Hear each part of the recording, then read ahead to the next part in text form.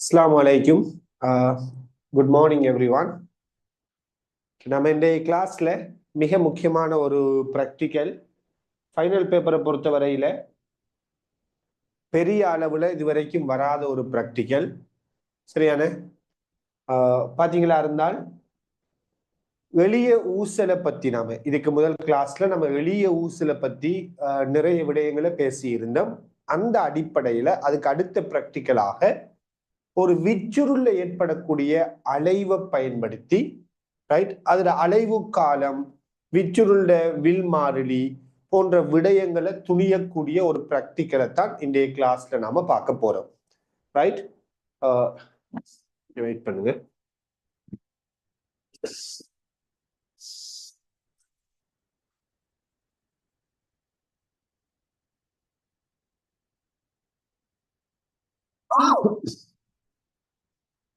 Okay, so எல்லாருமே நான் நினைக்கிறேன் ஓரளவுக்கு இதில் இருக்கக்கூடிய கேள்விகளை வாசித்திருப்பீங்க, கொஞ்சம் ட்ரை பண்ணியும் இருப்பீங்கன்னு நினைக்கிறேன். ரைட், முதல் பாருங்க, இந்த விச்சுருள்ட அலைவு காலத்தை ரைட் எப்படி வந்துகிட்டு துணியிறாங்க, அதே போல அதுல இருந்து வில் மாறிலியையோ அல்லது புவியீர்ப்பு ஆறுமுடுகளையோ எந்த மாதிரி துணியலாம்ங்கிற இந்த பிராக்டிக்கல்ல அடிப்படையான செய்முறையை நான் முதல் சொல்லிக் கொள்றேன். அதுக்கு பிறகு நாம இதுல இருக்கக்கூடிய கேள்விகள் ஒவ்வொன்றாக பார்க்கலாம். முதல் இங்க நாம ஒரு ஸ்ப்ரிங் எடுக்கிறோம் இல்லையா, இத ஒரு இலேசான விச்சுருளாக கருதுறோம். இது நாம எப்படி கருத போறோம்? ஒரு இலேசான விச்சுருளா கருதுறோம். இதுல திணிவை நம்ம புறக்கணிக்கத்தக்க அளவுக்கான ஒரு விச்சுருள். ரைட், இந்த விச்சுருளை ஒரு ஸ்டாண்ட்ல நாம நெஞ்சிருக்கிறோம்னா கட்டி தொங்க விட்டு இருக்கிறோம். அப்ப இது ஒரு தாங்கின்னு சொல்லுவோம் இல்லையா, ஸ்டாண்ட் தாங்கி. இந்த இலேசான விச்சுருள்ட ஒரு முடிவிடம் ரைட் ஒரு என்ன படிக்கல்களை சுமக்கக்கூடிய ஒரு நிறை பகுதி, படிக்கல்ல சுமக்கக்கூடிய ஒரு அமைப்பை கொண்டிருக்குது அல்லது படிக்கல்களை கொண்டிருக்குது, திணிவை கொண்டிருக்குதுன்னு சொல்லுவோம். அப்ப இந்த விச்சுருள்ட ஒரு முனையில நாம திணிவை கட்டி தொங்க விடுறோம். சரியான பாத்தீங்களா இருந்தா லெப்ல வந்துட்டு உங்களுக்குரிய இந்த இன்ஸ்ட்ருமெண்ட் எப்படி இருக்கும்னா இந்த மாதிரி கொழுவுறதுக்குரிய ஒரு பாட்டு ஒன்று இருக்கும். ரைட், இதுல ஒரு சின்ன தட்டுமாய் அமைப்பு இருக்கும். ரைட், படிக்கல்ல வைக்கிற இந்த மாதிரி ஒரு செட்டப் ஒன்று இருக்கும். இதைத்தான் நாம ஃபர்ஸ்ட்டுக்கு இதுல கொழுவுவோம். உதாரணமா இது ஒரு 50 கிராம் இருக்கலாம். ஒவ்வொரு லெப்ல இருக்கக்கூடிய மாதிரி மாறுபடும். ஃபார் எக்ஸாம்பிள் இது ஒரு 50 கிராம் இருக்கும். இதுக்கு மேல இதுக்குள்ள நாம என்ன செய்வோம்னா ஒரு படிக்கல்ல இப்படி வச்சிடுவோம். அப்படி வைக்கப்பட்ட ஒரு செட்டப் தான் இது. ஃபார் எக்ஸாம்பிள் ஒரு 100 கிராம் திணிவை விச்சுருள்ல நம்ம கட்டி தொங்க விட்டு இருக்கிறோம்னு எடுத்துக்கொள்ளுங்க. அப்ப விச்சுருள் என்ன செஞ்சிருக்குதுன்னா சாட நீட்சி அடைஞ்சு ஆரம்பத்துல இப்படி இருந்திருக்கும் தொங்க விடுறதுக்கு முதல். இப்ப நம்ம திணிவை தொங்க விட்ட உடனே இந்த மாதிரி வந்துட்டு இப்படி விச்சுருள்ல திணிவை இணைச்சி இவர் சமநிலையில இருக்கக்குள்ள எப்படி இந்த திணிவு சமநிலையில இருக்குமா இல்லையா, அப்படியே திணிவை இணைச்சு போட்டு அப்படியே மெதுவா விடுங்க. இணைச்சு போட்டு மெதுவா அப்படியே ரெஸ்ட் ஆக்கி கொண்டு வாங்க. இந்த மாதிரி இதை ரெஸ்ட் ஆக்கினீங்கடா, சமநிலை ஓய்வுக்கு கொண்டு வந்தீங்கடா, இந்த மாதிரி சமநிலையில் இருக்கக்குள்ள நாம் என்ன செய்யறோம்னு பாத்தீங்கன்னா பொதுவா நாம லெப்ல யூஸ் பண்ணக்கூடிய இந்த மாதிரி பரிசோதனைகளுக்காக யூஸ் பண்ணக்கூடிய அந்த விச்சுருள்ல ஒரு காட்டி ஒன்று பிக்சட்டாவே இருக்கும். இந்த மாதிரி ஒரு காட்டி ஒன்று அந்த லெப்ல நாம யூஸ் பண்ற விச்சுருள்ல இருக்கும். அந்த காட்டிய அல்லது அந்த ஊசிய நாம் என்ன செய்வோம்னால் லெப்ல இருக்கக்கூடிய இந்த ஸ்டாண்ட்ல ஒரு இடம் காணும் கோலை வச்சு ரெண்டும் ஒரே கிடைமட்டத்தில் இருக்கிற மாதிரி வைப்போம். இவர் யாருந்தால் இடம் காணும் கோல் என்று சொல்லுவோம் அல்லது ஊசி என்று சொல்லுவோம். ரைட், அப்ப இந்த விச்சுருள்ளையும் ஒரு ஊசி அமைப்பு ஒன்று இருக்குமா, பெரும்பாலும் லெப்ல யூஸ் பண்ற விச்சுருள்ல இந்த ஊசி அமைப்பு இருக்கும். அப்ப இந்த ஊசியும் இந்த நாம ஸ்டாண்ட்ல பொறுத்திருக்கிற இடங்காணும் கோலும் பக்கத்து பக்கத்துல ஒரே கிடை மட்டத்தில் இருக்கிற மாதிரி இப்படி செட் பண்ணும். இப்படி சமநிலையில் இருக்கக்குள்ள இது ரெண்டும் ஒரே கிடை மட்டத்தில் இருக்குது. இப்ப நாம் என்ன செய்யறோம்னால் இந்த திணிவை ஒரு சிறிய தூரத்தால இழுத்து விடுவோம். அடுத்த ஸ்டெப் நாம் என்ன செய்ய போறோம், இந்த திணிவை ஒரு சிறிய தூரத்தால இழுத்து விடுவோம். இப்படி இந்த திணிவை நம்ம ஒரு சிறிய தூரத்தால இழுத்து விட்ட உடனே இதை நாம இழுக்கக்குள்ள இந்த காட்டி அல்லது இந்த ஊசி என்ன செய்யும்? கீழுக்கு இழுபடும். அப்ப இதுவும் கீழுக்கு இப்படி இழுபடும். இதை நாம இழுக்கக்குள்ள இதே மாதிரி இந்த ஊசி என்ன செய்யும்? கீழுக்கு இழுபடும். அப்ப இழுத்து போட்டு நம்ம இதை விட்ட உடனே இந்த திணிவு மேலுக்கும் கீழுக்குமா அலைவுற போகும். எனவே இந்த ஊசியும் மேலுக்கும் கீழுக்குமாக இப்படி அலைவுற்று கொண்டிருக்கும். இப்படி காட்டுறேன், மேலுக்கு கீழுக்கு இப்படி போய் போய் வர சைட்டால கறி காட்டுறேன். சரியானே? விளங்குதா? அப்ப இந்த திணிவை இணைச்சு போட்டு இதுல நம்ம ஒரு இதை கீழுக்கு சாட இழுத்து போட்டு விட்ட உடனே இந்த திணிவு மேலுக்கும் கீழுக்கும் அலைவுறும். அப்ப இந்த ஊசியும் என்ன செய்யும்? மேலுக்கும் கீழுக்கும் வெச்சுருளோடு இருக்கிற இந்த ஊசியும் மேலுக்கும் கீழுக்கும் அலைவுறும். இப்ப நம்ம வளமையை போல எளிய ஊசல்ல என்ன படிச்சோமோ அதே விடயத்தை செய்வோம். என்ன செய்யறது? Count down. அதாவது இந்த ஊசி இங்க இருந்து நில பாத்தீங்களா இருந்தால் சமநிலை தானத்திலிருந்து இது அப்படியே கீழுக்கு போய் மேலுக்கு போய் திருப்பி கீழுக்கு வந்தா இதைத்தான் நம்ம ஒரு அலைவுன்னு சொல்லுவோம் இல்லையா? இந்த மாதிரி அலைவுற்று கொண்டிருக்கக்குள்ள எப்பையெல்லாம் இந்த இடம் காணும் கோல இந்த ஊசி கடக்குதோ அப்பையெல்லாம் நம்ம கவுண்டிங் பண்ணுவோம். அப்ப இங்க இருந்து ஃபர்ஸ்ட்டுக்கு இப்படி இதை இழுத்து போட்டு விடுறோம். இது இப்படி அலைவுற்று கொண்டிருக்கும். அலைவுற்று கொண்டிருக்கக்குள்ள ஃபர்ஸ்ட்டுக்கு இதால வரக்குள்ள 3 2 1 0 0 ஸ்டார்ட் பண்ணி 0 நம்ம நம்மளுடைய ஸ்டாப் வாட்சை ஸ்டார்ட் பண்ணுவோம். விளங்குதா? அப்ப ஃபர்ஸ்ட்டுக்கு கவுண்ட் டவுன் மூலமா சரி கவுண்ட் டவுன் மூலமா இறங்கு வரிசையில 3 2 1 0 ஸ்டாப் வாட்சை ஸ்டார்ட் பண்றது. இப்ப ஸ்டாப் வாட்சை நம்ம ஸ்டார்ட் பண்ணின உடனே ரைட் இது அலை விட்டுட்டு இருக்குது. இப்ப நம்ம திருப்பி கவுண்ட் பண்ணுவோம். எப்படி செஞ்சோம்? இங்க இருந்து விட்டோம், இழுத்து போட்டு விட்டோம். 3 சரி விட்டு போட்டு 3 2 1 0 இப்ப கவுண்ட் டவுன் ஸ்டார்ட் பண்ணிட்டோமா? இப்ப கீழுக்கு போகுது, திருப்பி மேலுக்கு போயிட்டு கீழுக்கு வரும். 1 2 3 இந்த மாதிரி என்ன செய்யறது? நம்ம ஒரு 50 அலைவு அல்லது ஒரு 30 அலைவு இப்படி ஒரு குறிப்பிட்ட எண்ணிக்கையான அலைவுகளை நாம எடுக்க போறோம். எளிய ஊசல் அதே அமைப்பு. இப்படி நிறுத்தற் கடிகாரத்தை பயன்படுத்தி இந்த ஊசல் அலைவுற்று கொண்டிருக்கக்குள்ள நம்ம டைமை வந்துட்டு மெஷர் பண்றோம். அந்த டைமை மெஷர் பண்ணி போட்டு எப்படி இது அலைவுற்று கொண்டிருக்கக்குள்ள இது அலைவுற ஒரு 50 அலைவுகளுக்கோ அல்லது ஒரு 30 அலைவுகளுக்கோ நம்ம டைமை மெஷர் பண்றோம். டைமை மெஷர் பண்ணி போட்டு அந்த டைமை அங்க நம்ம கண்டுபிடிச்ச டைம் 50 அலைவுகளுக்கு நம்ம கண்டுபிடிச்ச டைமை பார்க்கிறோம். உங்களுக்கு தெரியும் 50 அலைவுகளுக்கு எடுத்த நேரத்தை 50 அலைவுகளால பிரிச்சு விட்டீங்கன்னால் உங்களுக்கு என்ன வரும்? அலைவு காலம் வரும். இதுக்கு எடுத்த நேரத்தை அதுக்கு எடுத்த அலைவுகள் எண்ணிக்கையால பிரிச்சு விட்டா நமக்கு அலைவு காலம் வந்து சேரும். சரியான? சோ 50 அலைவுகள் தான் எடுக்கணும் இல்லை, நீங்க ஒரு 20 அலைவுகள் கூட எடுக்கலாம். அந்த பிராக்டிக்கலை நீங்க செய்யக்குள்ள நீங்க அதை டிசைட் பண்ணிக்கொள்ளணும். இழிவெண்ணிக்கையை வச்சு நீங்க டிசைட் பண்ணிக்கொள்ளணும். சதவீத வலுவை வச்சு அதை டிசைட் பண்ணிக்கொள்ளணும். ரைட்? இப்படி நாம அலைவு காலத்தை தெரியும். இதுல என்ன சொல்றாங்கன்னா உங்களோட பிராக்டிக்கல் கைடுல என்ன சொல்லி இருக்கிறாங்க அல்லது நான் உங்களுக்கு அனுப்பி இருக்கக்கூடிய அந்த டியூட் அதை பேஸ் பண்ணி தான் அந்த டியூட் இருக்குது. அந்த கைடுல உங்களுக்கு என்ன சொல்றாங்க அப்படின்னால் நீங்க ஒரு தடவை இந்த அலைவு காலத்தை அளக்காம 2 தடவை அலங்க அப்படின்னு சொல்றாங்க. அப்ப ஃபர்ஸ்ட்டுக்கு இதை இழுத்து போட்டு 50 அலைவுகளுக்குரிய டைம் அளந்தோம் இல்லையா? 50 அலைவுகளுக்கான நம்ம நேரத்தை அளக்குறோம். அதை நான் T1 சொல்றேன். திருப்பி என்ன செய்யுங்கன்னா மறுபடியும் இந்த திணிவை சாட கீழுக்கு இழுத்து போட்டு விடுங்க. அப்ப மறுபடியும் இது அலைவுருந்தானே, அந்த டைம்ல அடுத்து 50 அலைவுகளுக்கு இந்த டைம் எடுங்க. சரியா? அப்ப ஃபர்ஸ்ட்டுக்கு 50 அலைவுகளுக்கு ஒரு தடவை டைம் அளந்துட்டு மறுபடியும் திணிவை இழுத்து விட்டு போட்டு திருப்பி அடுத்த 50 அலைவுகளுக்கு இந்த டைம் அளங்க.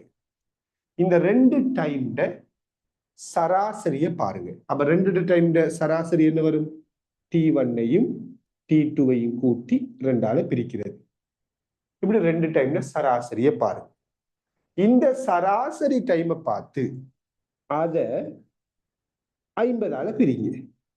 இதுதான் இந்த சந்தர்ப்பத்தில் ஏற்பட்ட அலைவு காலமா இருக்கும். விளங்குதா? அப்ப ஃபர்ஸ்ட்டுக்கு முதல் 50 அலைவுகளுக்கு ஒரு டைம், மறுபடியும் அதை ரிப்பீட் பண்ணுங்க. அடுத்த ஒரு 50 அலைவுகளுக்கு ஒரு டைம். மேபி சில நேரங்கள்ல நீங்க இந்த எடுத்த 2 டைமும் சமனா கூட வரலாம், சின்ன சின்ன வித்தியாசம் வரலாம், அல்லது சமனாகவும் வரலாம். அப்ப 2ஐயும் கூட்டி போட்டு 2ஆல பிரிங்க. இப்படி சராசரியை கண்டு அதை 50ஆல பிரிங்க. இதான் நீங்க கண்டுபிடிக்கிற அலைவு காலம். இப்ப அடுத்த ஸ்டெப் என்ன செய்யுங்க, இந்த பிராக்டிக்கலை நீங்க செய்யக்குள்ள இங்க உதாரணமா ஒரு 100 கிராம் திணிவை இணைச்சிருந்தீங்க. இங்க நீங்க ஒரு 100 கிராம் திணிவை இணைச்சிருந்தீங்க இல்லையா? இப்ப இன்னொரு 50 கிராம இதுல சேருங்க. இதுல இன்னும் ஒரு படிக்கல்ல சேர்க்கிறீங்க. 50 கிராம் படிக்கலா வச்சுக்கொள்வோமே. இப்ப 50 கிராம் படிக்கல் சேர்க்கிறேன். அப்ப மொத்தமா இப்ப எவ்வளவு திணிவு? 150 கிராம். இப்ப இந்த 150 கிராம் திணிவு இருக்கக்குள்ள இதே வேலையை நாம திருப்பி செய்வோம். ஆனா கவனமா இருங்க, நீங்க 150 கிராம், அதாவது இன்னும் ஒரு திணிவை இங்க சேர்த்த உடனே ரைட், உங்களுக்கு ஒரு வேலை ஒன்று மேலதிகமா வரும். என்ன வேலை என்றால், இந்த திணிவை நீங்க இணைச்ச உடனே சமநிலைத்தானம் இதே இடத்துல இருக்காது, சமநிலைத்தானம் மாறிடும் இல்லையா? திணிவை நீங்க இணைக்க நீட்சி கூடுமே. அப்ப திணிவொன்று இணைச்ச உடனே இப்ப இந்த விச்சுருள் சரியா பாத்தீங்களா இருந்தா இங்க இருந்தது இதுல ஊசல், இது இப்ப விச்சுருள் இன்னும் கொஞ்சம் நீட்சி அடைஞ்சி இந்த இடத்த உதாரணத்துக்கு சொல்றேன்.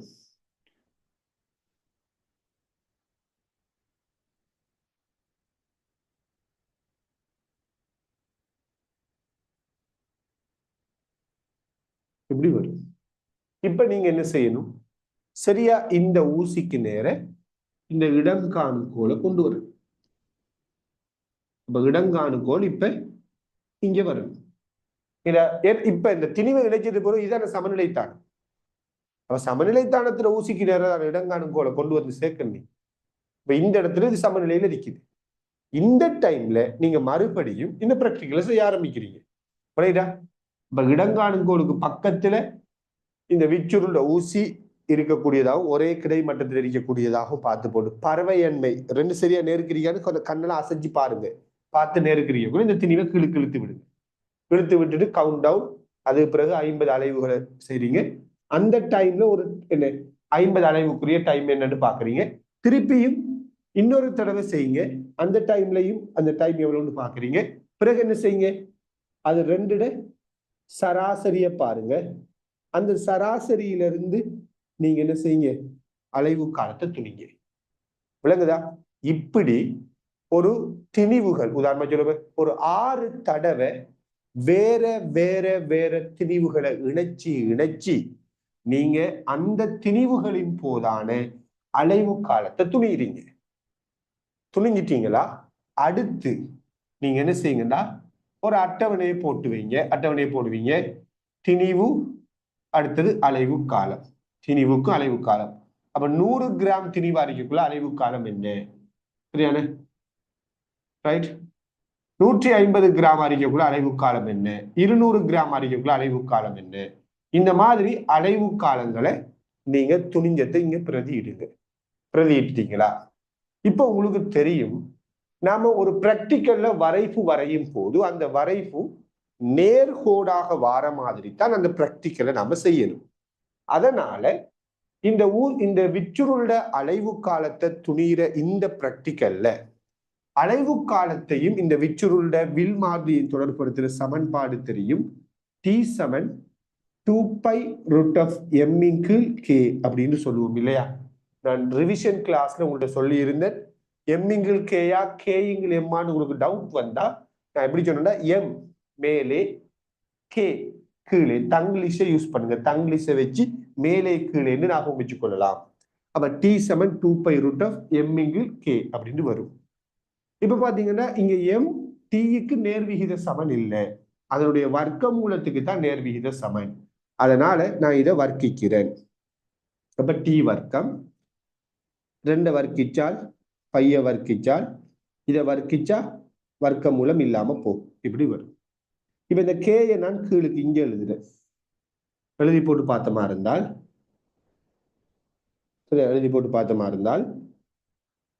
டி வர்க்கம் சமன் 4 பை வர்க்கத்திங்கள் கே இன்டு எம். இப்போ உங்களுக்கு தெரியும் நம்ம எம் மாத்தி மாத்தி டி அளந்தோம். நம்ம யார மாத்துறோமோ அவருதான் எக்ஸ் அச்சு. அதனால எது மாறி நிற்கோ அதுதான் y அச்சு. இது சாரா மாறி, இது சார் மாறின்னு சொல்லுவோம். எனவே இந்த டி வர்க்கத்தை y அச்சாகவும் இந்த எம் எக்ஸ் அச்சாகவும் கொண்டு ஒரு வரைவு வரைந்தால் அந்த வரைவு நேர்கோட்டு சமன்பாட்டை திருப்திப்படுத்துறதாக அமையும். அதாவது நம்ம இங்க எடுத்திருக்கக்கூடிய இந்த அட்டவணையில டி வர்க்கத்தை நம்ம துணியணும். டி தெரியும்டா டி வர்க்கத்தை நம்ம துணியலாம் தானே. துணிஞ்சிட்டோமா? இப்ப எம்முக்கும் டி வர்க்கத்துக்கும் நம்ம கிராஃப் கீறுவோம். அப்ப இந்த அட்டவணையிலிருந்து தான் நீங்க கிராஃப் கீறணும். சமன்பாடுல இருந்து கிராஃப் கீறல 100 கிராம் 150 கிராம்னு சொல்லி திணிவுகளுக்கும் அலைவு காலத்துல வர்க்கத்துக்கும் நீங்க கிராஃப கீறக்குள்ள அந்த கிராஃபும் ஒரு நேர்கோடாக போகும். ரைட்? இப்ப இந்த கிராஃபை நீங்க கீறிட்டீங்களா? இந்த கிராஃப்ல இருந்து சரியான நாம ஏதாச்சும் ஒரு கணியத்தை துணியனுமா இருந்தா, ஃபார் எக்ஸாம்பிள் சொல்லுவோமே, இந்த விச்சுருள்ள வில் மாறிலியை நாம துணியனுமா இருந்தால் நல்லா பாருங்க, டி வர்க்கம் y அச்சு எம் எக்ஸ் அச்சு. அப்ப படித்திறன் யாரு? 4 பை வர்க்கத்திங்கில் கே. வெட்டு துண்டி யாரு? இதோட யாரு கூட்டுப்பட்ட 0. அப்ப இந்த வரைபட படித்திறன் 4 பை வர்க்கத்திங்கில் கே என்பதை நம்ம கண்டுபிடிச்சிட்டோம். ஆக இந்த வரைபட படித்திறன் நமக்கு தெரியும். படித்திறன் 4 பை வர்க்கத்திங்கில் கே. இப்ப இந்த வரைபட படித்திறனை துணியறதுக்கு நாம எப்படி படிச்சோம்? ஒரு நேர்கோட்டுல படித்திறனை நாம துணியணுமா இருந்தால் 2 தொங்கல் புள்ளிகள், போன கிளாஸ்ல பெண்டிலம் கிளாஸ்லயும் நான் இந்த விஷயத்தை சொல்லியிருந்தேன். 2 தொங்கல் புள்ளிகள் எடுங்க. அதாவது இந்த நேர்கோட்டுல கீழுக்கு இருந்து நீங்க வரைப கீறின இந்த கீழ்ப்பகுதியில இருந்து பார்த்துட்டு வாங்க. அப்படி வரக்குள்ள சரியா ஒரு இடத்துல y அச்சும் எக்ஸ் அச்சுக்குரிய அந்த வரைவு தாளில் இருக்கக்கூடிய கோடுகள் இடைவெட்டுற வரைவு தாளில் இருக்கக்கூடிய கோடுகள் இடைவெட்டக்கூடிய புள்ளியினூடாக இந்த வரைவு போகும். இப்படி கீழுக்கு இருந்து பார்த்துட்டு வரக்குள்ள ஃபெஸ்ட்டுக்கு எந்த புள்ளிக்குள்ளால போகுதோ அந்த புள்ளியைத்தான் நீங்க செலக்ட் பண்ணணும். வேற புள்ளிகளை செலக்ட் பண்ணக்கூடாது. இதே மாதிரி மேலுக்கு இருந்து பார்த்துட்டு வாங்க. இந்த தொங்கல்ல இருந்து பார்த்துட்டு வரக்குள்ள ஏதோ ஒரு இடத்தில் இருக்கக்கூடிய y அச்சு கோடும் வரைவு தாளில் எக்ஸ் அச்சு கோடும் இந்த இடைவெட்டக்கூடிய புள்ளியினூடாக இந்த நேர்கோடு போகும். அப்ப அந்த புள்ளியை செலக்ட் பண்ணுங்க. இப்படி இந்த 2 புள்ளிகள்ல y ஆள்கூறு வித்தியாசத்தை எக்ஸ் ஆள்கூறு வித்தியாசத்தால பிரிச்சு விட்டீங்கன்னா படித்திறன் வரும். சோ உங்களுக்கு படித்திறன் என்னன்னு தெரியும். 4 பை வர்க்கம் ஒரு மாறிலி. அப்ப கே சமன் என்ன வரும்? 4 பை வர்க்கத்தின் கீழ் படித்திறன் அப்படின்னு வந்து சேரும். இப்படி நாம இந்த விச்சுருண்ட வில் மாறிலிய இந்த ஊசல்ட அலைவு காலத்தை பேஸ் பண்ணி கண்டுபிடிச்சு முடிக்கிறோம். இதுதான் இந்த பிராக்டிக்கல். ஸோ இந்த பிராக்டிக்கலுக்குள்ள இருக்கக்கூடிய நம்ம ஆராய வேண்டிய விடயங்களை தான் அடுத்த கட்டமா நாம பேச போறோம். ஸோ முதலாவது இந்த பிராக்டிக்கல்ட பேசிக்ல, அதாவது இந்த பிராக்டிக்கல்ட இந்த செய்முறை அமைப்புல உங்களுக்கு எதுவும் டவுட் இருக்குதா? எப்படி பிராக்டிக்கல் செய்தோம்ங்கிறதுல முதல் சந்தேகம் எதுவும் இருக்குதா?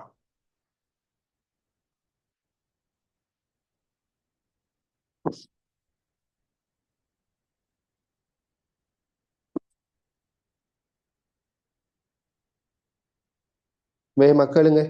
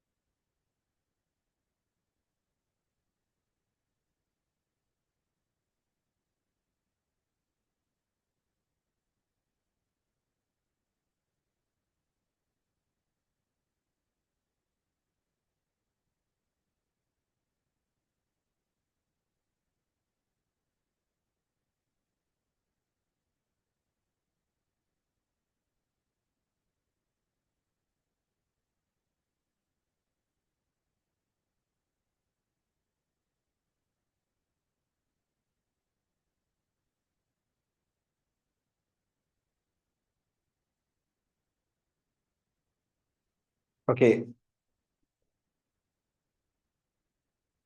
பாருங்க, இப்ப இதுல இப்ப 100 கிராம் திணிவை இங்க இணைச்சிருக்கக்குள்ள நாம இதை அலைவுற செய்து 50 அலைவுக்கு நம்ம ஒரு டைமை கண்டுபிடிக்கும். திருப்பி மறுபடியும் இந்த திணிவை கீழுக்கு இழுத்து விட்டு போட்டு மறுபடியும் ஒரு 50 அலைவு வரக்குள்ள இன்னும் ஒரு தடவை டைமை கண்டுபிடிக்கிறோம். அந்த 2 டைம் வச்சு நாம சராசரியா 50 அலைவுக்கு எடுத்த நேரத்தை பார்க்கிறோம். அதுல இருந்து அந்த 50 அலைவுக்கு எடுத்த சராசரி நேரத்தை 50ஆல பிரிச்சு ஒரு அலைவுக்கு எடுத்த நேரம், அலைவு காலம் என்னன்னு பார்க்கிறோம். இது ஒரு விடயம். அடுத்து என்ன கேட்டிருக்கிறீங்க? படித்திறன். அது போன கிளாஸ்லயும் சொன்ன நான், படித்திறனை பார்க்கக்குள்ள நீங்க கீறின வரைபுத்தாள்ல நீங்க ஒரு வரைபுத்தாள்ல கீறதா பாருங்க. உங்களுக்கு இதுல இன்னும் கிளாரிட்டி வேணும்னால் நான் சொல்லக்கூடியது 2017ஆம் ஆண்டு வந்த சரியா படித்திறனை காண்றதை வச்சு எக்ஸாம்ல வந்த கேள்விகள். 2017ல மெக்கானிக்ஸ்ல திருப்பு திறன்ல ஒரு ஸ்ட்ரக்சர் கேள்வி போட்டிருப்பாங்க. அதை பாருங்க. 2017ஆம் ஆண்டு வந்த திருப்பு திறன் ஸ்ட்ரக்சர் கேள்வி. அல்லது நம்ம போன கிளாஸ்ல கூட பேசினேன், 2023ஆம் ஆண்டு வந்த எளிய ஊசல்ல கூட படித்திறனை துணிகிற மாதிரி ஒரு விஷயம் இருக்கும் இல்லையா? 23 2023 சரியான. அதுலயும் படித்திறனை துணிகிறத பார்த்துட்டு அவங்க வரைபுத்தாள தந்து கேட்டிருப்பாங்க. அப்ப இது எல்லாத்துலயுமே நீங்க பாத்தீங்கன்னா என்ன செஞ்சிருப்பாங்கன்னா, ஒரு நேர்கோடு இப்படி போவக்குள்ள அந்த வரைபுத்தாள நிறைய கோடுகள் இப்படி போகும். ஃபார் எக்ஸாம்பிள் சொல்லுங்க, இப்படி ஒரு கோடு போகும், இப்படி ஒரு கோடு போகும்னு வச்சுக்கொள்ளுங்க. இப்ப நாம இந்த புள்ளிய இந்த படித்திறனுக்கு செலக்ட் பண்ணலாமான்னு கேட்டா இல்லை. நம்ம கீழுக்கு இருந்து பார்த்துட்டு வரணும். இந்த புள்ளியை செலக்ட் பண்ணே இயலாம். ஏண்டா இந்த புள்ளியில வரைபுத்தாள வந்துட்டு சரியா இந்த புள்ளியில ஆள் கூட நம்ம பார்க்க இயலாம். ஆனா இந்த புள்ளியை நம்ம செலக்ட் பண்ணலாம். ஏன்? இந்த புள்ளிக்கு சரியா இந்த இடத்துல என்ன பருமன் இருக்குது, இந்த புள்ளிக்கு சரியா இந்த இடத்துல என்ன பருமன் இருக்குங்கிறத வரைபுத்தாள அழகா பார்க்கலாம். அப்ப கீழுக்கு இருந்து பார்த்து வரக்குள்ள ஒரு புள்ளியா சரியா அடையாளப்படுத்தணும். அதே மாதிரி மேலுக்கு இருந்து பார்த்து வரக்குள்ளையும் இதே மாதிரி எந்த வரைபுத்தாள்ல எக்ஸ் அச்சு y அச்சு கோடுகள் சரியா இடைவெட்டுதோ அந்த புள்ளியை செலக்ட் பண்ணணும். இப்படி 2 தொங்கல் புள்ளிகளை செலக்ட் பண்ணி நாம வையால் கூறு வித்தியாசத்தின் கீழ் எக்ஸால் கூறு வித்தியாசம்ங்கிற சமன்பாடு வச்சு படித்திறன்னு துணிகிறோம். ஓகே,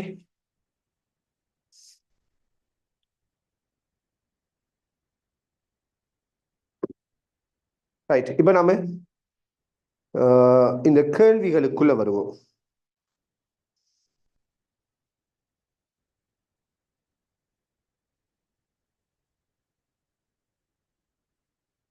கேள்விகள் எடுத்துக்கொள்ளுங்க.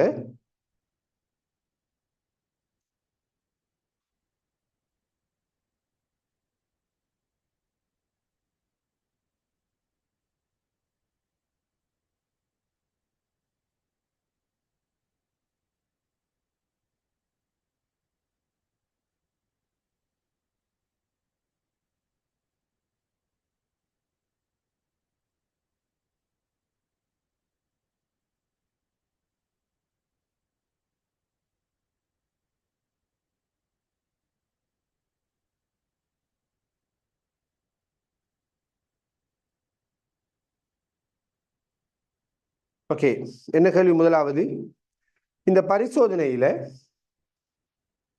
இப்பரிசோதனைகளின் படிமுறைகளை குறிப்பிடுக அப்படின்னு ஒரு கேள்வி.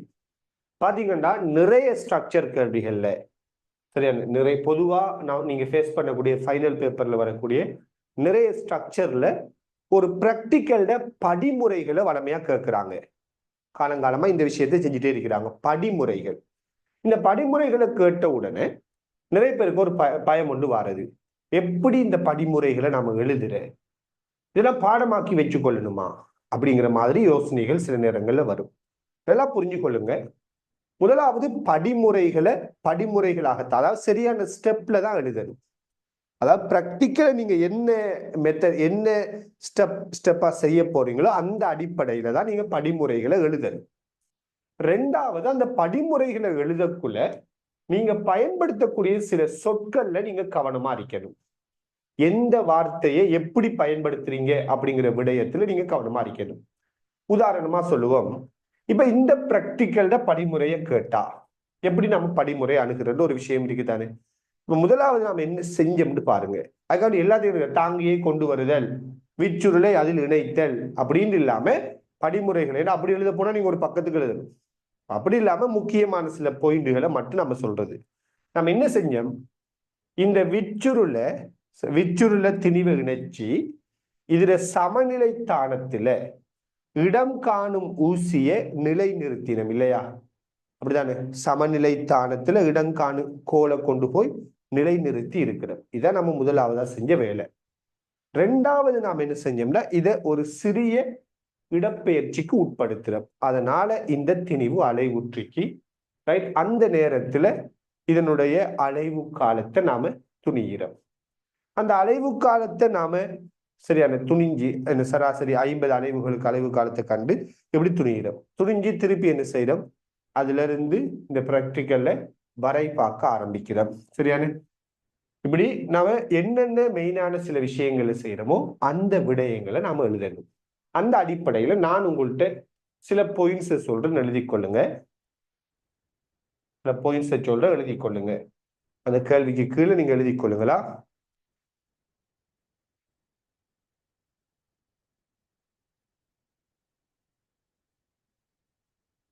நிலையான தாங்கியில், இந்த தாங்கி ஒரு பிக்சட்டான ஒரு தாங்கியா இருக்கட்டும். நிலையான தாங்கியில்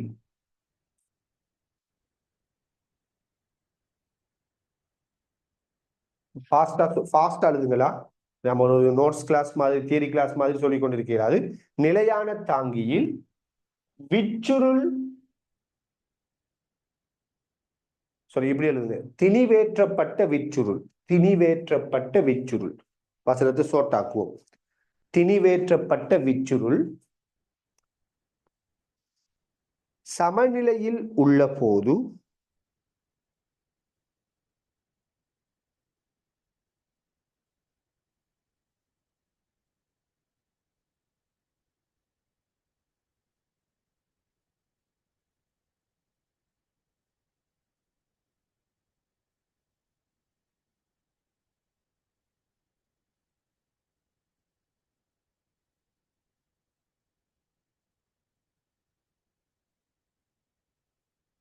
சமநிலையில் உள்ள போது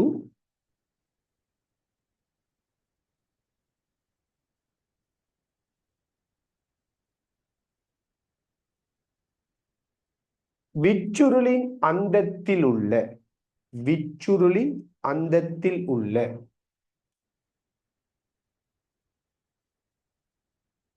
சமநிலையில் உள்ள போது விச்சுருளின் அந்தத்தில் உள்ள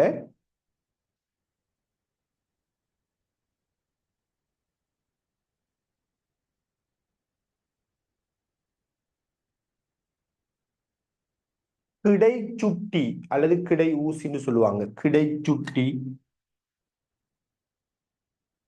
விச்சுருளின் அந்தத்தில் உள்ள கிடைச்சுட்டி அல்லது ஊசி. கிடைச்சுட்டின்னு சொல்ல பாருங்களா, ஊசியை விட கிடைச்சுட்டி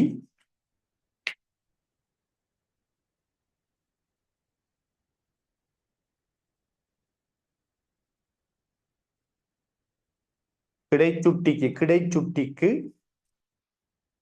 நேராக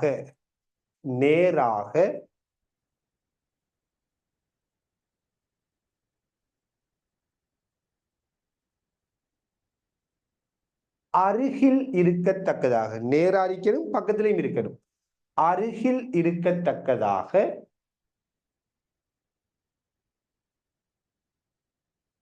இடங்காணும் கோலை கொண்டு வருதல் வேண்டும். இடங்காணும் கோலை கொண்டு வருதல் வேண்டும்.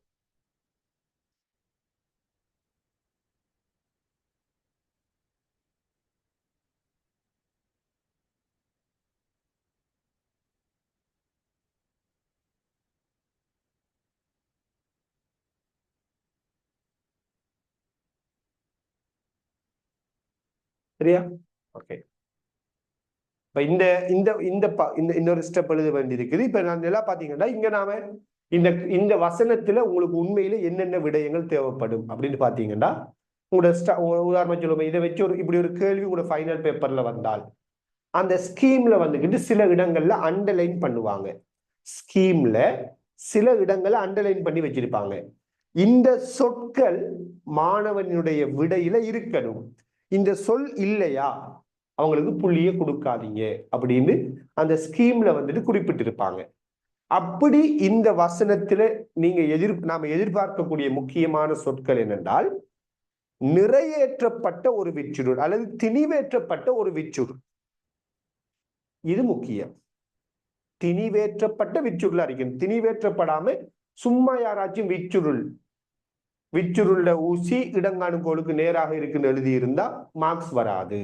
திணிவேற்றப்பட்ட ஒரு விச்சுருள் அறிக்கணும். இது ஒரு விஷயமா அறிக்கும். அப்ப திணிவேற்றப்பட்டவங்கிற வார்த்தையை நீங்க அண்டர்லைன் பண்ணி வச்சுக்கணும். அது முக்கியம். அதே மாதிரி சமநிலையில இருக்கக்குள்ள அந்த வார்த்தை முக்கியம். சமநிலை அல்லது ஓய்வு. சமநிலையில் உள்ள நிலையில திணிவேற்றப்பட்ட விச்சுருள் சமநிலையில் உள்ள போதுன்னு சொல்லப்படணும், அல்லது ஓய்வில் உள்ள போதுன்னு சொல்லப்படணும்.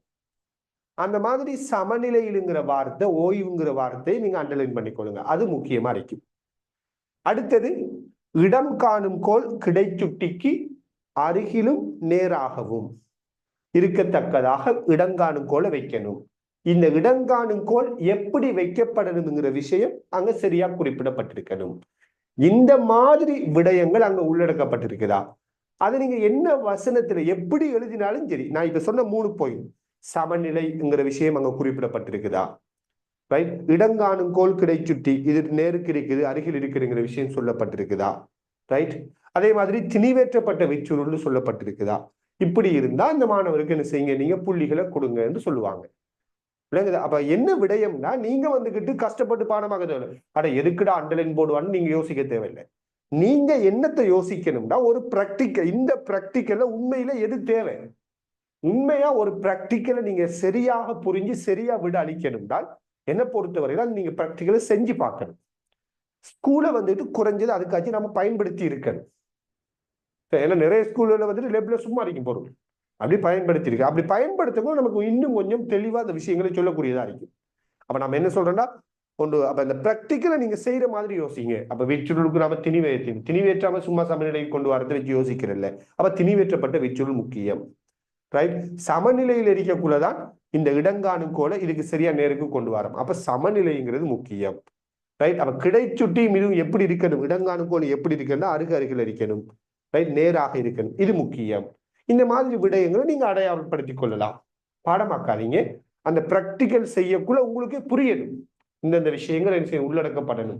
அதை நீங்க இன்னும் நிறைய ஸ்ட்ரக்சர் கேள்விகளை செல்ஃபா எழுதி பிராக்டிஸ் பண்ணக்குள்ள அது வரும். அடுத்தது இந்த பாயிண்ட்கள் நம்ம எழுதக்குள்ள என்ன செய்யணும், இதுகளை கவலை. தியரி கிளாஸ் படிப்பிக்கக்குள்ள, தியரியில இந்த பிராக்டிக்கலை படிப்பிக்கக்குள்ள எல்லாத்தையும் கூர்ந்து இருந்த அவசியம் இல்லை. சில நேரங்களை என்ன செய்யலாம், பிராக்டிக்கலை வந்து சொல்லிட்டு போகலாம். அப்ப விடை எழுதுறதுக்கு நீங்க என்ன செய்யணும்னா, நீங்க பிராக்டிஸ் பண்ணணும். நீங்க என்ன வீட்டை இருந்து கேள்விகளை செய்து செய்து விடை எழுதி அதை ஒரு ஸ்கீமோட பார்த்து நீங்க என்ன செய்யணும், ஒப்பிட்டு படிக்கணும். அப்படி ஸ்கீமோட இருந்து ஃபைனல் பேப்பர், குறிப்பா ஃபைனல் பேப்பர்கள் எடுத்து இந்த பாடத்துக்கு மட்டும் இல்லையே எல்லா ஸ்ட்ரக்சர் கேள்விக்குமே நீங்க விடை எழுதி போட்டு ஸ்கீம், ஒரிஜினல் ஸ்கீமை மேலும் மேக்சிமம் எழுத பாருங்க. அந்த ஸ்கீம்ல எப்படி கொடுத்திருக்கிறாங்க, என்னென்ன விடைகள் கொடுத்திருக்கிறாங்க, இதை நீங்க அவதானிச்சு படிங்க. அதுதான் ஸ்ட்ரக்சர் கேள்விகள், எஸ்ஏ கேள்விகளை பிராக்டிஸ் பண்றதுக்கு ஒரு முக்கியமான விஷயம். இல்லாட்டி என்ன செய்வோம், நம்மளோட இஷ்டத்துக்கு எழுதிட்டு போக ஆரம்பிச்சிடுவோம். அப்ப நீங்க உங்களோட இஷ்டத்துக்கு தான் எழுதுங்க, ஆனா சில முக்கியமான பாயிண்ட்ஸ்கள் உள்ளடக்கப்படணுங்கிறதுல கவனமா இருங்க. அது என்னென்ன பாயிண்ட்ங்கிறது அந்த பிராக்டிக்கல் செய்த ஒரு உணர்வோடு நீங்க யோசித்து பாருங்க, உங்களுக்கு படும். ரைட். இப்ப அடுத்த ஸ்டெப்பா நீங்க என்ன எழுதணும், இந்த மாதிரி வந்துட்டு அடுத்த ஸ்டெப் இந்த திணிவை சிறு இடப்பெயர்ச்சி. சிறு இடப்பெயர்ச்சிங்கிறது முக்கியம். அப்ப அடுத்த பாயிண்ட் எழுதுங்க,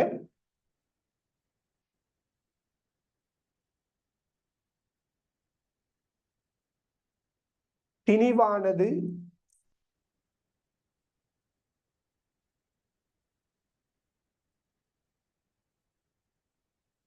கீழ் நோக்கி சிறிய இடப்பெயர்ச்சிக்கு உட்படுத்தப்பட்டு, திணிவானது சிறிய இடப்பெயர்ச்சிக்கு கீழ் நோக்கி சிறிய இடப்பெயர்ச்சிக்கு உட்படுத்தப்பட்டு.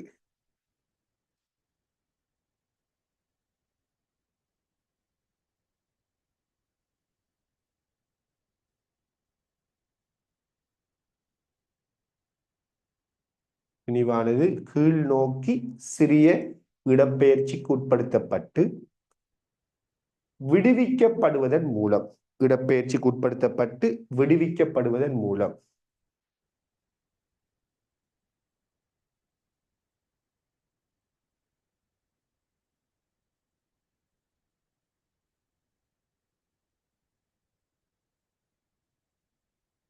ஐம்பது அலைவுகளிற்கான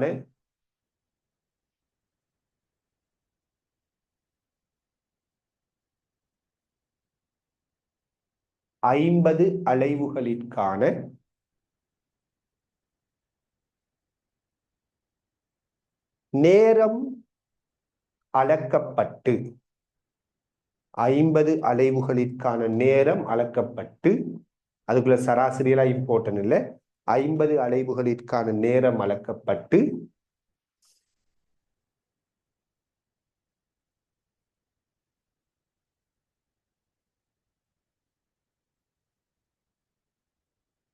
அதிலிருந்து அலைவு காலம் துணியப்படும். அதிலிருந்து அலைவு காலம் துணியப்படும்.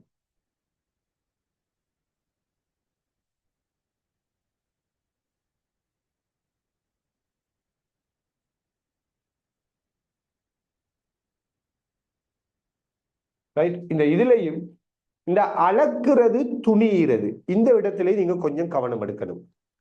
இப்ப இதை நம்ம சிறிய கீழ் நோக்கி ஒரு சிறிய இடப்பெயர்ச்சிக்கு உட்படுத்தி போட்டு விட்ட உடனே இது இப்படி அலைவுறானு நாம் என்ன செய்யறோம், இந்த 50 அலைவுகளுக்கான நேரத்தை நம்மளோட நிறுத்த கடிகாரத்தை வச்சு அளக்கிறோம். சரியான அளந்துட்டு அந்த அந்த நேரத்திலிருந்து 50ஆல பிரிச்சு அலைவு காலத்தை துணியிடும். சோ அலைவு காலம் துணியப்படுவது 50 அலைவுகளுக்கான நேரம் அளக்கப்படுவது. விளங்குதா? அப்ப நேரம் அளக்கப்பட்டிக்கு 50 அலைவுகளுக்கான நேரம்ங்கிறது அளக்கப்பட்டது ஸ்டாப் வாட்சை பயன்படுத்தி. அலைவு காலம்ங்கிறது துணியப்பட்டது. விளங்குதா? அந்த அளக்கிறது துணியிறது ரெண்டுலையும் கவனமா இருக்கணும். உதாரணமா ஒரு பிராக்டிக்கல்ல ஒரு பொருளோட விட்டம் அளக்கப்படும். ஒரு பொருளோட விட்டம் அளக்கப்படும். ஆரை துணியப்படும். ஆரை அளக்கலாம். டைரக்டா நாம் என்ன செய்யறல, ஒரு உருளையில ஒரு கோலத்துல ஆரை அளக்க மாட்டோம் இல்லையா, விட்டத்தை தான் அளப்போம். நுண்மானி திரு கணிச்சியையோ ஏதோ ஒன்று பயன்படுத்தி அளப்போம். அப்ப விட்டம் அளக்கப்படுறது, ஆரை துணியப்படுறது. சரியான அதுல நீங்க சரியா இருக்கணும்.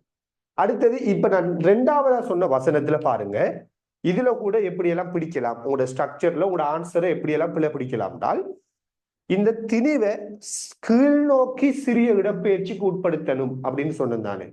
ஒரு மாணவன் கீழ் நோக்கின்னு சொல்லாம அல்லது மேல் நோக்கின்னு சொல்லலாம். நம்ம கீழுக்கு தான் அழுத்தி விடணும் இல்லை, இந்த ஸ்பிரிங்க சாட மேலுக்கு உயர்த்தி அமர்த்தி விட்டாலும் சரி. அப்ப கீழ் நோக்கின்னு எழுதி இருக்கணும் அல்லது மேல் நோக்கின்றாச்சும் எழுதி இருக்கணும். சும்மா ஒரு மாணவன் திணிவை சிறிய இடப்பெயர்ச்சிக்கு உட்படுத்துதல் அப்படின்னு எழுதி இருந்தா சில நேரங்கள்ல அவங்களுக்கு மார்க்ஸ் கொடுக்காதீங்கன்னு சொல்லலாம். ஏன், இந்த திணிவை சிறிய இடப்பெயர்ச்சிக்கு உட்படுத்துறேன்னா எப்படி உட்படுத்துறேன், கீழுக்கு தான் இழுக்கிறமா மேலுக்கு தான் இழுக்கிறமா, ஏன் சார் இங்கே பக்கம் தள்ளி விட்டா வெளியே ஊசமாய் போயிடும். விளங்குதா? அப்ப இந்த திணிவை கீழுக்கு இழுக்கணும் அல்லது மேலுக்கு இழுக்கணும். அப்ப கீழ் நோக்கி சிறிய இடப்பெயர்ச்சிக்கு உட்படுத்தப்படணும். அதுல இருந்து 50 அலைவுக்குரிய நேரம் துணியப்பட்டு அதுல இருந்து அலைவு காலம் துணியப்படும் அப்படிங்கிற விஷயத்தை சொல்லணும். இந்த மாதிரி நீங்க என்னென்ன விஷயங்கள் எழுதுறீங்களோ அதுல எதை நீங்க உண்மையா கவனம் செலுத்தணும் அப்படிங்கிறத நீங்க என்ன செய்யுங்க, சரியா புரிஞ்சு விடைகள் எழுத பழகுங்க. கிளியரா? ஓகே, இப்ப நாம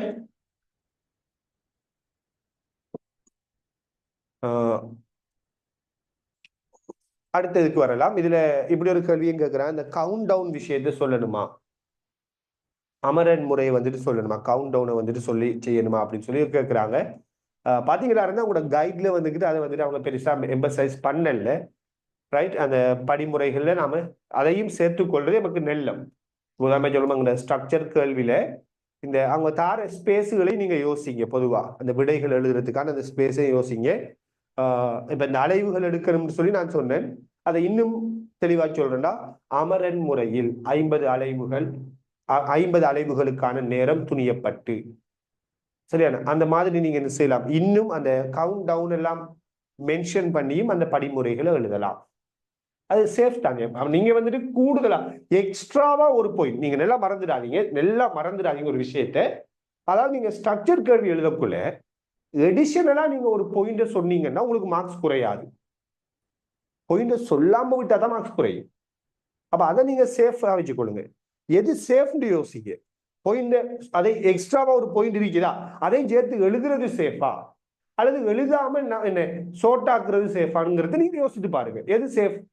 எழுதிட்டு போறது சேஃப் தானே. அவ்வளவு பெரிய டைம் ஒன்று எடுக்காது உங்களுக்கு. அப்ப உங்களுக்கு இந்த பாயிண்டே சேர்க்கணுமாடா அப்படின்றத நீங்க சேர்க்க தேவையில்லையா? இல்லையா? அவளை சேர்த்துட்டு போங்கண்ணே. இந்த பாயிண்ட சேர்த்ததுக்காக உங்களுக்கு மார்க்ஸ் வராம விடாது. அலைவுகளை துணியிறன்ற ஒருத்தர் எழுதுறதை விட அமரன் முறையில் சரியான அலைவுகளை வந்துட்டு அவதானித்து 50 அலைவுகளுக்கான நேரம் துணியப்படும் எழுதுறதால அவனுக்கு மார்க்ஸ் குறையாது. எக்ஸ்ட்ராவா ஒரு பாயிண்ட் சேர்த்தா மேபி அவனுக்கு ஒரு நல்ல விஷயமா கூட அது இருக்கலாம். ஸோ எடிஷனலா ஏதாச்சும் சொற்களை சேர்க்கறதுல நீங்க கவனம் செலுத்துங்க. நல்ல விஷயம். ஓகே, அடுத்தது 2வது. இப்பரிசோதனையில் சிறிய இடப்பெயர்ச்சிக்கு உட்படுத்துவதற்கான காரணம் யாது? ஏன் நாம இந்த திணிவை சிறிய தூரத்துக்கு இழுத்து விடுறோம்? என்ன காரணம் சொல்லுங்க. ஆகும் இந்த திணிவை நாம் உண்மையா நேரம் சின்னோரு இடப்பெயர்ச்சிக்கு உட்படுத்தி போட்டு அலைவுரை செய்யறோம். என்ன கொஸ்டின் என்னடா ஏன் அப்படி செய்யணும்? ஏன்னா 2வது கேள்வி. 1வது கேள்விக்கு விடலிட்டீங்க. 2வது யாராச்சும் ஃபாஸ்டா சொல்லுங்க. ஆகும் நான் பேசுறத பார்த்துட்டே இருந்தா உங்களுக்கு ஒரு வகையான நித்திர மயக்கம் கொண்டு வரும். 2வது கேள்வி என்ன காரணம்?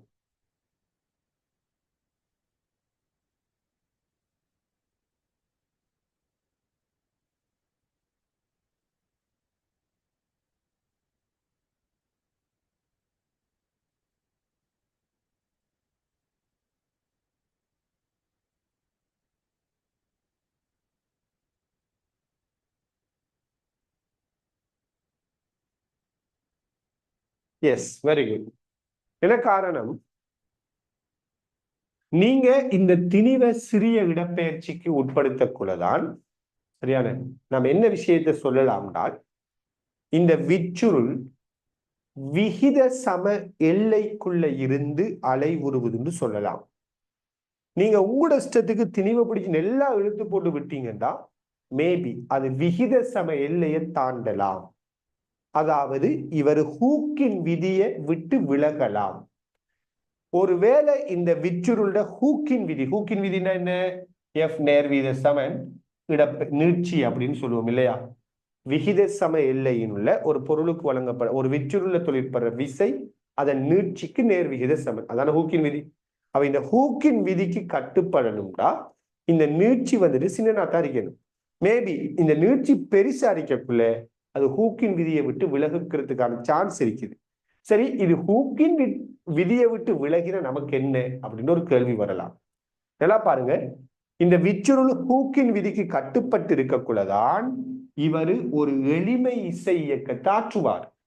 இவர் ஒரு எளிமை இசை இயக்கத்தை ஆற்றும் போதுதான் அலைவு காலத்துக்கான சமன்பாடு 2π√m/k வந்துட்டு பொருந்தும். அதனால நாம இந்த கேள்வியை கம்ப்ளீட்டா ஒரு பூரணமான விடையை எழுதுறேன்டா நாம் என்னென்ன விஷயத்த சொல்லலாம்டால் ஏன்னா உங்கள்ட்ட அந்த ஃபைனல் பேப்பர்ல என்னென்ன விஷயங்கள்னு சொல்லி எதிர்பார்க்கறதுல உங்களுக்கு ஒரு குழப்பம் வரலாம். அப்ப நம்ம சொல்லலாம், ஏன் சிறிய இடப்பெயர்ச்சியை உட்படுத்துறதுக்கான காரணம் என்ன சொல்லுங்க. எப்படி ஒரு விஷயம்? விச்சுருள் விகித சம எல்லையினுள் ஹூக்கின் விதிக்கு கட்டுப்படுவதை உறுதிப்படுத்துவதற்கு, இதன் மூலம் அது எளிமை இசை இயக்கத்தை ஆற்றுவதை உறுதிப்படுத்துவதற்கு, இதன் காரணமாக T = 2π√m/k எனும் சமன்பாடு திருப்தி அடையக்கூடியதாக அலைவுறுவதற்கு. 3 விஷயத்தையும் நம்ம சேர்த்து சொல்லிடுவோம். ஒரு சேஃப் ஜோன்ல தான் நம்ம ஆன்சரை கொடுக்கணும். அப்ப என்ன விஷயத்தை சொல்ல போறோம்? 1வது எழுதி கொள்ளுங்க. இவ்வளவு நம்ம உண்மையா 3 விஷயத்தை ஃபைனல் பேப்பர்ல ஸ்கீம்ல எப்படி கொடுப்பாங்கன்னா நான் 3 விஷயத்தையும் சேர்த்து எழுதுங்கன்னு சொன்னேன். அவங்க ஒருவேளை நினைவாங்க இப்படி ஒரு விட இருந்தா 3 விஷயத்துல ஒரு விஷயத்தை சொல்லி இப்படி ஒரு விட இருந்தா புள்ளி கொடுங்க, அல்லது 2வது விஷயத்தை சொல்லி இப்படி ஒரு விட இருந்தாலும் புள்ளி கொடுங்க. நிறைய விடைகளை கொடுப்பாங்க. அல்லதுன்னு போட்டு நிறைய விடைகளை கொடுப்பாங்க. இதுல எப்படி இருந்தாலும் மார்க்ஸ் கொடுங்கன்னு சொல்லுவாங்க. நாம் எழுதுவோமே. அப்ப என்ன சொல்லுவோம்? 1வது சிறிய அளவு ஏற்படுவதற்கான காரணம் விச்சுருள் விகித சம எல்லையினுள், விகித சம எல்லைன்னா 25 பெச்சாக்களுக்கு மேபி சில நேரங்களில் தெரியாம இருக்கலாம். ப்ராப்பர்ட்டிஸ்ல படிச்சு கொள்வீங்க. சரியான ப்ராப்பர்ட்டிஸ்ல படிக்க முடியும். விச்சுருள் விகித சம எல்லையினுள் ஹூக்கின் விதிக்கு கட்டுப்படுவதை உறுதிப்படுத்துவதற்கு, விச்சுருள் விகித சம எல்லையினுள் ஹூக்கின் விதிக்கு கட்டுப்படுவதை உறுதிப்படுத்துவதற்கு.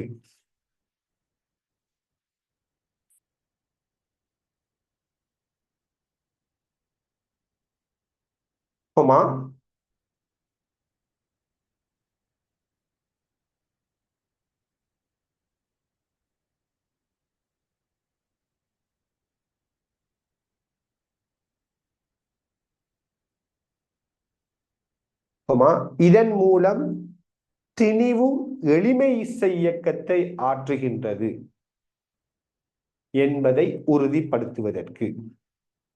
இதன் மூலம் திணிவு எளிமை இசை இயக்கத்தை ஆற்றுகின்றது என்பதை உறுதிப்படுத்துவதற்கு.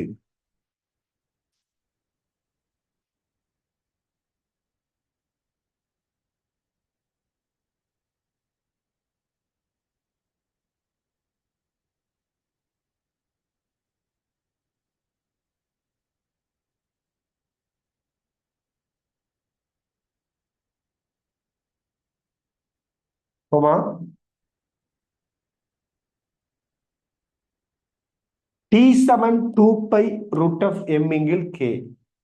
எனும் அலைவு காலத்திற்கான சமன்பாடை திருப்திப்படுத்துவதற்கு. T7 எனும் அலைவு காலத்திற்கான சமன்பாட்டை திருப்திப்படுத்துவதற்கு.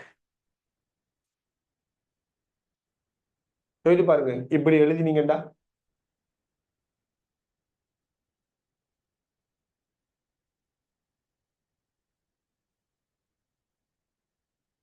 இப்படி நீங்க எழுதக்குள்ள உங்களுக்கு வந்துட்டு என்ன, அந்த கேள்விக்குரிய ஒரு கம்ப்ளீட்டான மார்க்ஸ் வந்துட்டு கிடைக்கிறதுக்கான சந்தர்ப்பம் பெரிய அளவுல கூடும். அப்ப சரியா என்ன விஷயம்ங்கிறது நம்ம அடையாளப்படுத்தி போட்டு அதை எப்படி எல்லாம் சொல்லலாம், அந்த ஹூக்கின் விதியை வச்சு சொல்றதா இருக்கலாம், அதுல இருந்து அது எளிமை இயக்கத்தை ஆற்றுங்கிற விஷயத்த சொல்றதா இருக்கலாம், அதுல இருந்து அந்த எளிமை இயக்கத்தை ஆற்றுருந்தா அலைவு கால சமன்பாடு இப்படித்தான் வரும்ங்கிற ஒரு விடயத்தை சொல்லலாம். அப்ப இப்படி நீங்க என்ன செய்யணும், புறப்பரா விடையை எழுதி கொள்ளணும். ஓகே, அடுத்தது இப்பரிசோதனையில் 50 அலைவுகளிற்கான நேரம் துணியப்பட்டு மூணாவது இல்லையா, இங்கு சுரிவில் எவ்விதிக்கு கட்டுப்படுதல் அவசியமாகிறது. சோ இரண்டாவது கேள்வியில ஒரு சாயல் தான் மூணாவது கேள்வி. சொல்லுங்க அப்போ, இந்த விச்சுருள் இந்த சுரிவில் வந்துட்டு எவ்விதிக்கு கட்டுப்படுவது அப்படின்னு கேட்டா நம்ம என்ன சொல்லணும், ஹூக்கின் விதிக்கு கட்டுப்படணும். சரியா, ஹூக்கின் விதிக்கு கட்டுப்படுறதா அறிக்கணும். சின்ன கேள்விதான். அடுத்தது நான்காவது கவனிங்க, ஸ்ட்ரக்சர்கள் கேள்விகள் எல்லாத்தையும் தொகுத்து இருக்கிறேன்னா அவ்வளவுதான்.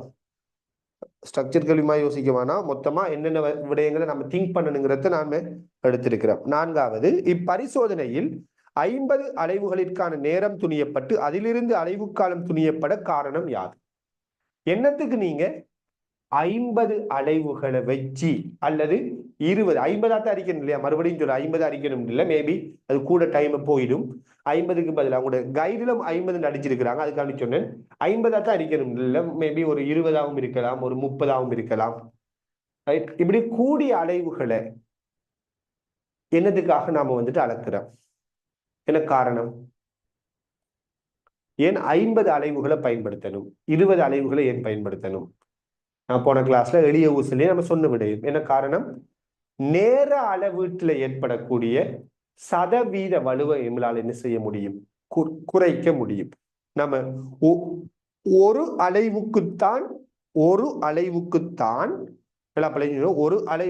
நாம நேரத்தை துணிய போறோம்னு வச்சுக்கொள்ளுங்களேன். அப்ப நமக்கு சதவீத வலு கூடுதலா வரும். ஏண்டால் சதவீத வலுன்னு சொல்றது இழிவெண்ணிக்கையின் கீழ் வாசிப்பு தர 100 சொல்லுவோம் இல்லையா? இழிவெண்ணிக்கையின் கீழ் வாசிப்பு தர 100. அப்ப நீங்க ஒரு விச்சுருளோட அலைவு காலத்தை துணியறதுக்கு ஒரு அலைவை வச்சுத்தான் இந்த பிராக்டிக்கலை செய்ய போறீங்கன்னு வச்சுக்கொள்ளுங்க. அந்த நேரத்துல வாசிப்பு சின்னனா இருக்கும். ஒரு அலைவுண்டா டைம் என்ன வரும்? உதாரணம் சொல்லுவோமே, ஒரு 2 செகண்ட் வரும். வாசிப்பு சின்னனா இருக்கும். வாசிப்பு சின்னனா இருந்தா சதவீத வலு எப்படி வரும்? பெருசா வரும். அதே இது நீங்க 50 அலைவுகளுக்கு நேரத்தை கணக்குறீங்கன்னு வச்சுக்கொள்ளுங்க. அந்த டைம்ல வாசிப்பு எப்படி வரும்? உதாரணம் சொல்லுவோமே, ஒரு 60 செகண்ட், சும்மா உதாரணத்துக்கு சொல்றேன், ஒரு 60 செகண்ட் வரும். அப்ப 50 அலைவுகளுக்கு அல்லது 20 அலைவுகளுக்கு நீங்க வாசிப்பு எடுக்கக்குள்ள வாசிப்பு எப்படி வரும்னா பெருசா வரும். அதனால சதவீத வலு எப்படி வரும்? சிறுசா வரும். அதான் விஷயம். அப்ப நிறைய அலைவுகளை நீங்க கண்டுபிடிக்க பயன்படுத்துறதால நேர அளவீட்டில் ஏற்படும் சதவீத வலுவை குறைக்க முடியும். அப்படி எழுதினீங்கன்னா சரி. நேர அளவீட்டில் ஏற்படும் சதவீத வலுவை குறைப்பதற்கு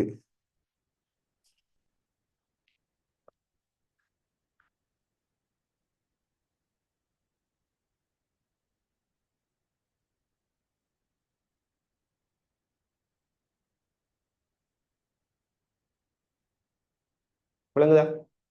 அடுத்து 5வது கேள்வி. 5வது, இங்கு சராசரி எடுப்பதன் மூலம் நீர் குறைக்க முற்படும் வலுவின் வகை யாது? இப்ப பாருங்க, இங்க நாம ஒரு 20 அலைவோ 50 அலைவோ எந்த அலைவா இருந்தாலும் 2 தடவை நாம வாசிப்பெடுக்கிறோம். ஒரு தடவை எடுக்காம 2 தடவை வாசிப்பெடுத்து அதுல இருந்து சராசரியை காண்றோம். ஏன் நீங்க இந்த மாதிரி 2 தடவை வாசிப்படுத்து சராசரியை காண்றீங்க? அதால உங்களுக்கு என்ன பெனிஃபிட்? அதை எப்படி கேட்கிறாங்கன்னா, இதன் மூலம் நீங்க குறைக்க முற்படுகின்ற அந்த வலுட வகை என்னன்னு கேட்கிறாங்க. பாத்தீங்கன்னா, நீங்க மெஷர்மெண்ட்ல வலுட வகைகள் இது வந்துகிட்டு கல்குலேஷன்ல ஏற்படுற வலுட கல்குலேஷனுக்கு தான் சதவீத வலுங்கிறது பயன்படுத்தப்படும். வலுட வகைன்னு பாத்தீங்கன்னா 2 டைப்பான வலு இருக்குதுன்னு சொல்லுவோம். ஒன்று முறைமை வலு, சிஸ்டமேட்டிக் எரர் அப்படின்னு சொல்லுவோம். அடுத்தது எழுமாற்று வலு. அப்படித்தானே? 2 விதமான வலுக்களை படிச்சிருப்பீங்க. ஒன்று முறைமை வலுன்னு சொல்றது, சிஸ்டமேட்டிக் எரர். அடுத்தது எழுமாற்று வலுன்னு சொல்றது. இந்த முறைமை வலுன்னு சொன்னா யாருன்றால், ஃபார் எக்ஸாம்பிள், ஒரு கருவியில இருக்கக்கூடிய குறைபாடுகளால ஏற்படுற வலு. எக்ஸாம்பிள் உதாரணமா நாம் என்ன சொல்லலாம்? பூச்சிய வலுவை சொல்லுவோம். பூச்சிய வலு. முறைமை வலுக்கு ஒரு உதாரணம் பூச்சிய வலு. பூச்சிய வலு நம்முடைய ஃபோல்டா? கருவிட ஃபோல்ட். அப்ப கருவியில ஏற்படக்கூடிய வலுக்கள் ஃபார் எக்ஸாம்பிள் முறைமை வலுக்குள்ள வரும். எழுமாற்று வலு என்றால் பிராக்டிக்கல் செய்யற ஒரு ஆளுட கவன ஈனம் அல்லது அறியாமை, இந்த மாதிரி காரணங்களால ஏற்படுகின்ற வலுதான் எழுமாற்று வலு. இதுக்கு உதாரணமா சொல்லுவாங்க பறவையன்மை வலுவை சொல்லுவாங்க. பறவையன்மை வலுவை சொல்லுவோம். பறவையன்மை வலுண்டா இந்த வாசிப்பெடுக்கக்குள்ள அளவிட செங்குத்தா பார்க்கணும். இப்படி சைட்ல இருந்து பார்த்தா பிழையா வாசிப்பெடுப்போம் இல்லையா? இப்படி எழுமாற்று வலுங்கிறது பிராக்டிக்கல் செய்யக்கூடிய ஒரு ஆளோட கவன ஈனத்தால ஏற்படுற வலு. சோ இந்த இடத்துல நாம ஏன் சராசரி எடுக்கிறோம்னா எழுமாற்று வலுவை குறைக்கிறது. ஏன்னா ஃபர்ஸ்ட் டைம் நீங்க ஒரு 50 அலைவுகளை கவுண்ட் பண்ணக்குள்ள சரி, மேபி நீங்க சில நேரங்கள்ல அந்த கவுண்டிங்ல மிஸ்டேக் விடலாம். அல்லது நீங்க 50 அலைவுகள் எடுக்கக்குள்ள அந்த அலைவுகளை சரி அந்த ஸ்டார்ட் பண்ற டைமுகளை அடையாளப்படுத்துறதுல நீங்க பிளவிடலாம். சின்ன சின்ன டைம் டிஃப்ரெண்ட் வரலாம். அதனால இன்னொரு தடவை நீங்க அதை செய்யறது உங்களுக்கு என்ன அடிக்கும்? ஒரு பெனிஃபிட்டா அடிக்கும். எனவே இந்த 2 தடவை நீங்க வாசிப்பெடுக்கிறதால எந்த வகையான வலுவை குறைக்கிறீங்கன்னா எழுமாற்று வலுவை வந்துட்டு குறைக்கிறீங்க. பொதுவா நீங்க மெஷர்மெண்ட்ல படிச்சிருப்பீங்க. எழுமாற்று வலுவை குறைக்கிறதுக்கான வழி என்னன்னா நிறைய தடவை ஒரு பிராக்டிக்கலை திருப்பி திருப்பி ரிப்பீட் பண்றதுன்னு சொல்லுவாங்க. ஒரு பிராக்டிக்கலை ஒன்றுக்கு மேற்பட்ட பல தடவை ரிப்பீட் பண்றது, ஒரு பிராக்டிக்கலை திருப்பி திருப்பி செஞ்சு பார்க்கறது, அது எழுமாற்று வலுவை குறைக்கிற ஒரு முக்கியமான வழி. விளங்குதா? அப்ப அந்த கேள்விக்கு விடனே எழுமாற்று வலுவை குறைப்பதற்கு வலுவின் வகையை தான் கேட்கிறாங்க. எழுமாற்று வலுன்னு சொன்னீங்கன்னா சரி. ரெண்டம் எரண்டு ஆங்கிலத்தில் சொல்லுவோம். அடுத்தது 6வது கேள்வி. சதவீத வலு ஒரு வீதத்தினை விட குறைவாக இருப்பதற்கு அலைவு காலம் 0.5 செகண்ட் ஆக உள்ள சந்தர்ப்பத்தில் எத்தனை அலைவுகளை குறைந்தது பெறுதல் வேண்டும்? சரி, இது இந்த மாதிரி கேள்வி உங்களோட எக்ஸாம்ல எல்லாம் வந்திருக்குது, ஃபைனல் பேப்பர்ல எல்லாம் வந்திருக்குது இந்த மாதிரி கேள்வி. என்னையா சதவீத வலு ஒரு வீதமா வரணுமா, ஒரு வீதத்தை விட குறைவா இருக்கணுமா? அதுக்கு அலைவு காலம் 0.5 செகண்டா, இழிவெண்ணிக்கை 1 செகண்டால் எத்தனை அலைவுகள் எடுப்பீங்க அப்படின்னு கேட்கிறாங்க. கவனிங்க, சதவீத வலு சமன் இழிவெண்ணிக்கையுங்கள் வாசிப்பு தர 100. சதவீத வலு ஒரு வீதமா இருக்கணும். இந்த நிறுத்தற் கடிகாரத்துல இழிவெண்ணிக்கை 1 செகண்ட். சதவீத வலு 1, இழிவெண்ணிக்கை 1 செகண்ட். ஊசல்ட சாரி இந்த விச்சுருள்ட அலைவு காலம் 2 செகண்ட். 2 செகண்ட் தானே, சாரி 0.5 செகண்ட். அப்ப விச்சுருள்ட அலைவு காலம் 0.5 செகண்ட் என்றால் எத்தனை அலைவுகளை வச்சு இந்த பிராக்டிக்கலை செய்யணும்? இதான கேள்வி. நல்லா பாருங்க, ஒரு அலைவுக்கு 0.5 செகண்ட் அப்படியா? அப்ப என் அலைவுக்கு எத்தனை செகண்ட் வரும்? ஒரு அலைவுக்கு 0.5 என் அலைவுக்கு எத்தனை வரும்? n இன்டு 0.5 செகண்ட் வரும். அப்ப என் அலைவுகளுக்கு நீங்க எடுக்கிற நேரம், அளக்குற நேரம் n இன்டு 0.5. அப்ப வாசிப்பு வார இடத்துல எண் தர 0.5 போடுங்க, தர 100. ஒரு அலைவை என் எண்ணிக்கையால பெருக்குங்க, என் அலைவுக்கான நேரம். சோ இதுல இருந்து 0.1 0.5 சுருக்கினா 5, அதை 100ஆல சுருக்கினா 20. இந்த எண் இங்கால வந்தா எண் சமன் 20 வரும். சோ 20 அலைவுகளை நீங்க எடுக்கணும். விளங்குதா? வாசிப்பு என்னண்டு, ஒரு அலைவுக்கு 0.5 எத்தனை அலைவு எடுக்கணும்னு கேட்கிறான்னா என் அலைவு எடுப்போமே. அப்ப n இன்டு 0.5 இதான் நீங்க எடுக்கிற வாசிப்பு.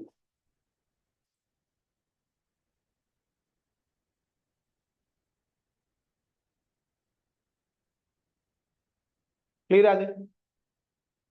இது ஓகே. அது அடுத்தது ஒரு முக்கியமான ஒரு கால்குலேஷனை செய்ய போறோம்.